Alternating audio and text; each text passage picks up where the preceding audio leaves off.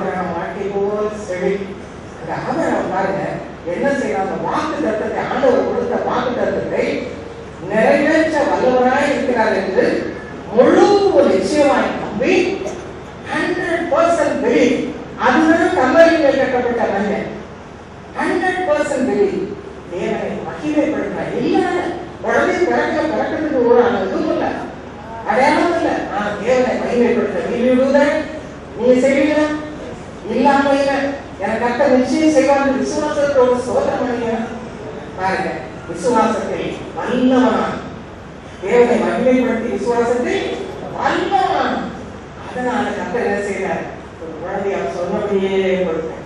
அவர் சொன்ன வார்த்தையின்படி அவர் திறனான மனுஷனாக வெறியும் அவருடைய மனைவி தாய்களுக்குள்ளே தாயான என்ன அதிசயம். குழந்தை தரிக்க முடியாத நிலவு கர்த்தர் வீட்டை கண்மலைகள் கட்டப்பட்ட வீடு ஆசீர்வதித்தார். இன்னைக்கு உங்க வீடு மாற வேண்டாம். உங்களுடைய குறைகளை யோசித்து பார். நான் என்னென்ன விதத்தில் ஆண்டவரை நம்புகிறேன், என்னென்ன விதத்தில் ஆண்டவருக்கு ஸ்தோத்திரம் செலுத்துகிறேன், என்னென்ன விதத்தில் ஆண்டவரை மகிமைப்படுத்துகிறேன்.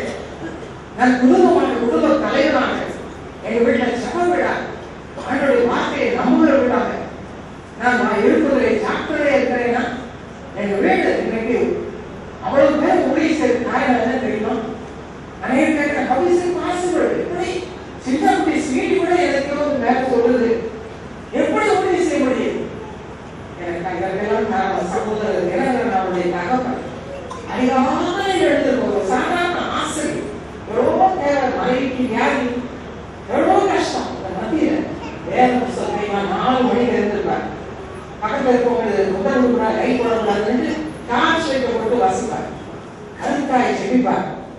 6 மணி கரெக்டா உட்கார்ந்தாங்க. எல்லாரும் குடும்ப ஜபத்துக்கு உட்கார். இன்னைக்கு செய்வீங்களா குடும்ப தலைவனே? Are you doing that? உங்க வீடு அப்பதான் கண்மலையில் கட்டப்பட்ட வீடா?